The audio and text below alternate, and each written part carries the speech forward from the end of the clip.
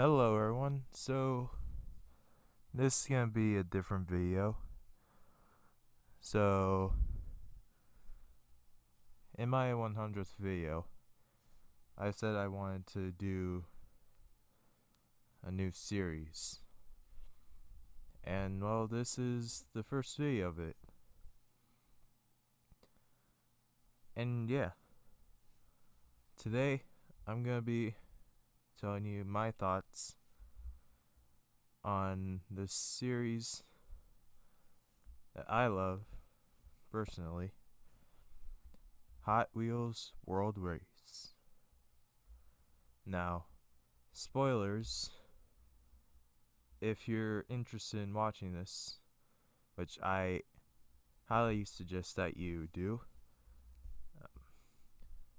Watch Hot Wheels World Race first, and then come back to this video, because I will be going over some spoilers. So, yeah, you have been warned. So, what is Hot Wheels World Race exactly? Well, Hot Wheels World Race is a series about racing. Obviously, it's Hot Wheels. But Hot Wheels World Race is not just a show that's people racing. It has a coherent story. It has great characters. And yeah, an amazing soundtrack. So, let's go over the story first. So the story is about the main character, Vert Wheeler, who has just turned 16 and is very arrogant. After getting his license, he goes home to find a car waiting. He has been nominated for the world race. And so he decides to go and participate in it. Along the way, he learns teamwork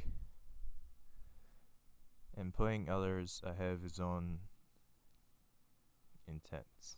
And by the end of the movie, he wins the Wheel of Power. The Wheel of Power is an unlimited clean source of energy.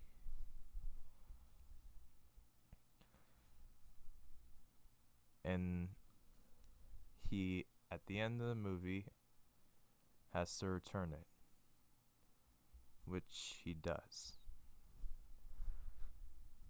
So, it's your typical, selfish character becoming not selfish and learning, other goals. But explaining World Race like that is missing out on so much more. But on top of the story, it's not just like, oh, this is the story. The writing is also good, I'd say. Now, I will say this, though, that Hot Wheels World Race is from 2003. So, anyway, along the way, the world race drivers encounter obstacles. Obstacles like the volcano, or loop, in the first leg, the greatest challenge in the second leg, and other challenges like that.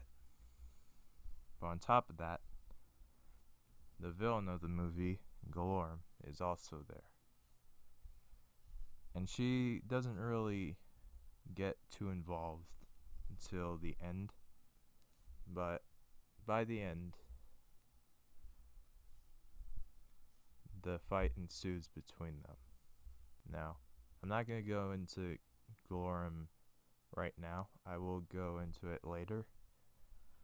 But yeah, that's a summarized version of the story. So, yeah. Anyway, now let's go on to the characters next.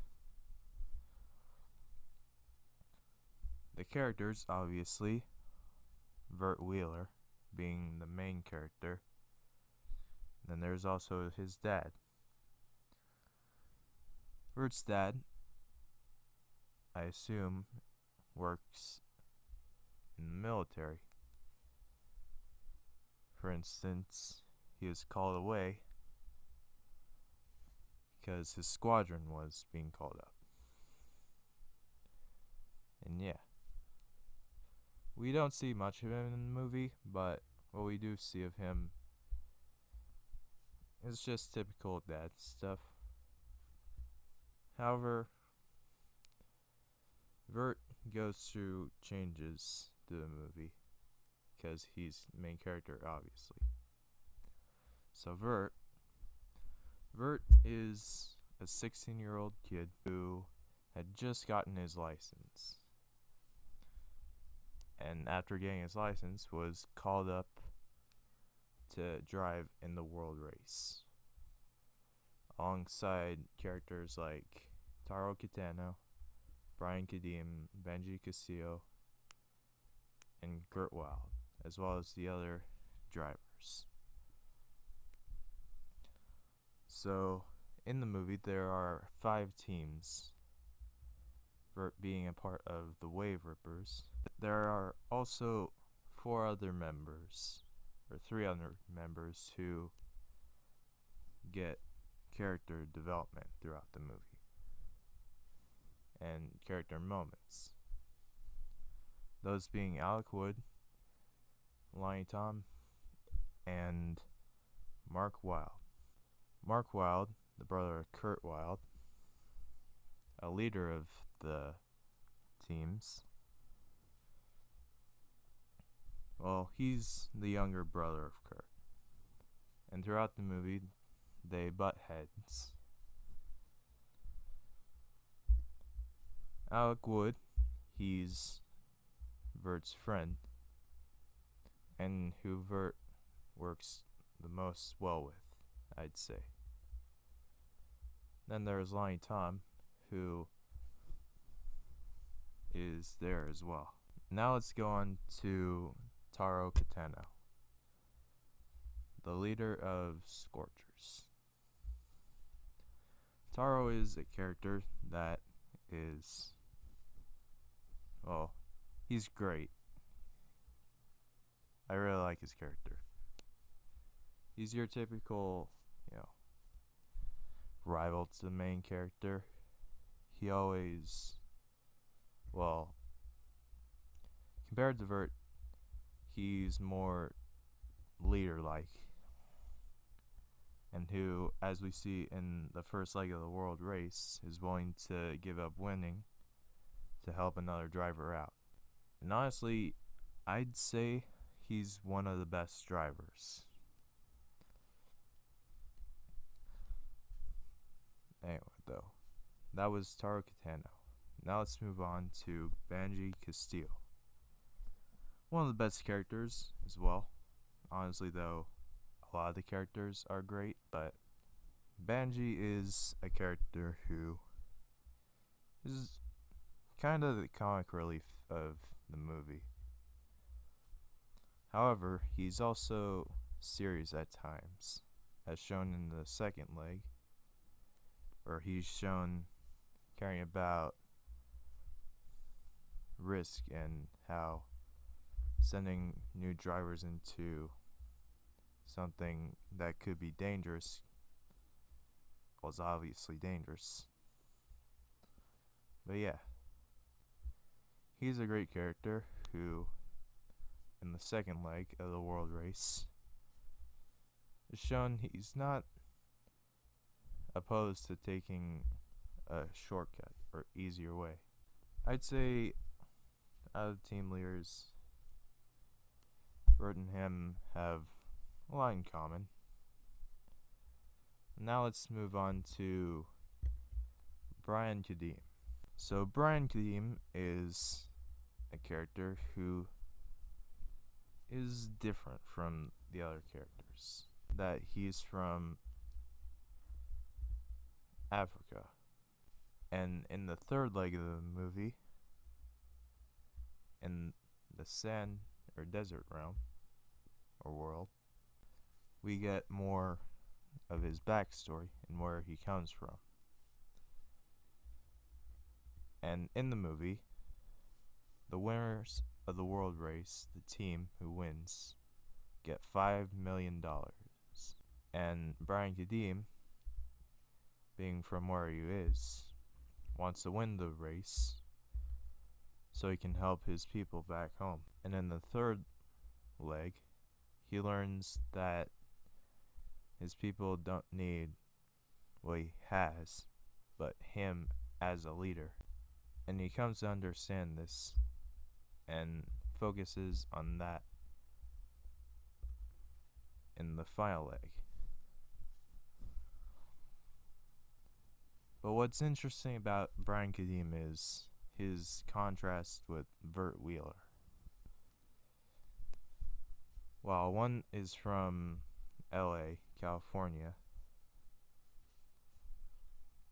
the other is from, well, the desert, which he mentions in the first leg of the race. Anyway, while Bert is from a developed nation, Kadim is from a developing one. And as he says, after the third leg, that water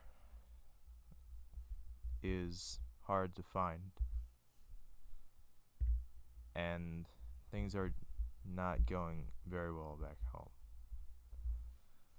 So, out of all the characters, Kadim is one of the most complex, I'd say. But now let's go on to the final team leader, that being Kurt Wilde. Like I said, talking about Mark Wilde, Kurt is the older brother. But he's also a world-renowned driver, as he says. But he's also more serious than the others, mostly. However, he has different motivations to why he's racing in the world race. And there's spoilers, so again, if you skip the first warning, watch it and come back, because, yeah. You need to just watch World Race, it's great. Anyway, in the film, it's revealed that Kurt is this driver named Z36, a driver who is undercover and trying to sabotage the others to get to the wheel of power, as I mentioned at the beginning of the video. And he is also working for the villain, Galorm. Now, he does have a change of heart, or a realization about Galorm, but I will get to her later on. But at the end of the movie, he's turned fully back to the good side. So that was Kurt. There's also characters like Dr. Tesla and Gig. From the first moments, we see both of them. And after a failed experiment by Tesla, decides to announce the world race, or hires drivers for the world race. And overall, Tesla is the science guy of this movie. He is the guy who makes all the cars. And he wants the wheel of power. And like I said, while talking about Kadeem, he's giving the team who wins $5 million for each member of the team. And later on, you get to see a more evilish side of him. But overall, he's just trying to help the world with energy. But after realizing that he can't control the power of the wheel, he chooses to let the drivers take it back to Hot Wheels City.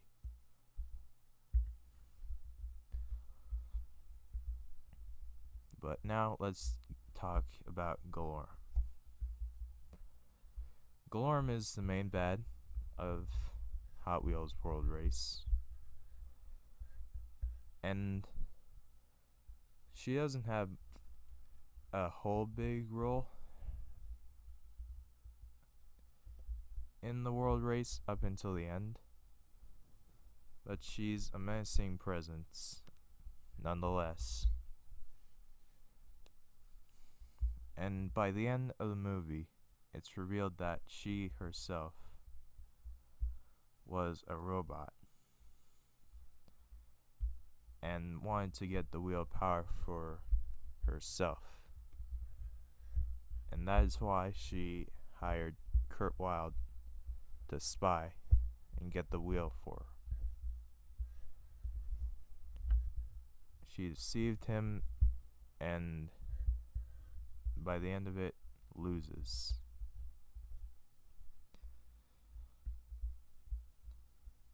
That was the characters. So, on top of the characters and story, there's also the soundtrack, which is nice. It's awesome. Check out the World Race and you'll see what I'm talking about. But I want to go over the cons of this movie first. But first is last. And starting off, so while the animation itself is good, this movie was made in 2003, so for the time, and even now, there are the animations, and I think they hold up decent now. However, there are some errors that occur. Like, for instance, there are moments where the cars are raised. Like, the wheel gap between the wheel and the fenders are massive. But in other scenes, they're flush the wheel with the fenders. So, that is an inconsistency with it. But other than that, there isn't really much that I could say are inconsistent. There are moments here and there, but like, other than that, I can't really think of anything off the top of my head. But yeah, that was Hot Wheels World Race, and yeah, I highly recommend watching this. And one thing about the World Race there is a sequel series, which I will cover in a later video. Right now, this review is getting pretty long, so I'll end it here. My final thoughts on it are Hot Wheels World Race is a fun movie filled with great characters. And yeah. So, final thoughts are go check out the movie. It's on YouTube for free. Just type in Hot Wheels World Race. Or if I can manage it, go to the description and click the link. It'll take you to where you can watch it. Anyway, I hope you all enjoyed my review of Hot Wheels World Race. And yeah, if you enjoyed it, don't forget to like, comment, and subscribe, and turn on notifications so you don't miss another video from me. And yeah, I will see you all in the next video. Bye.